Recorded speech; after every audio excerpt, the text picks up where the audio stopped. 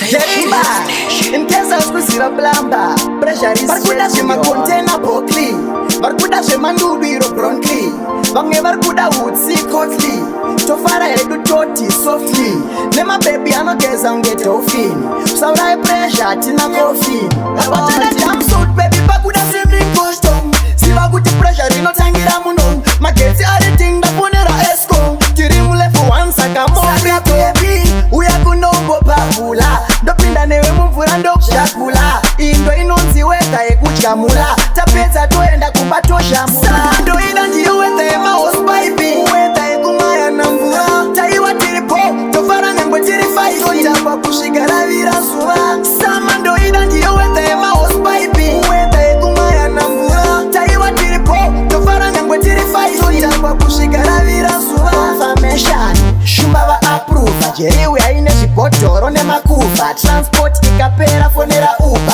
Saka usasaro satandina kubuuza Biariti saka John Rush Doro alidi zungu no hash Mzajibetina shumba saka mokash Ndatakwa ndibereke se hash Samando ina ndiyo weta ema hospipe Weta ekumaya na mvura Taiwa tiripo, tofara nyangwe tirifai Sota kwa kushigara vira suwa Samando ina ndiyo weta ema hospipe Weta ekumaya na mvura Taiwa tiripo, tofara nyangwe tirifai Sota kwa kushigara vira suwa Barkuda shema container Bokli Barkuda shema Nubiro Bronkly Bange barkuda woodsi Cotly Tofara edu toti softly Nema baby I no guess I'm get offin So I pressure tina coffin About the jumpsuit baby Barkuda shemi custom See what good pressure in no tangira muno My kids are the thing that ponera esco Tirimule for one sakamore baby We are good no Babula Dopinda newe mumfurando shakula Indo inonzi weta ekuchamula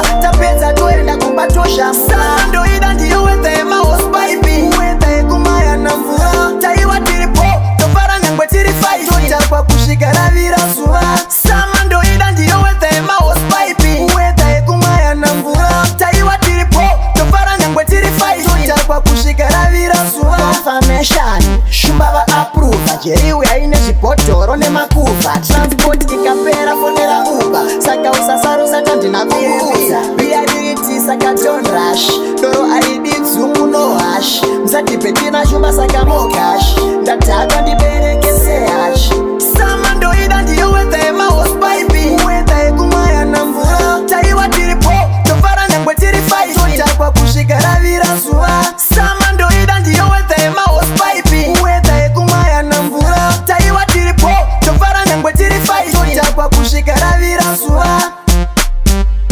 Taiwa Nation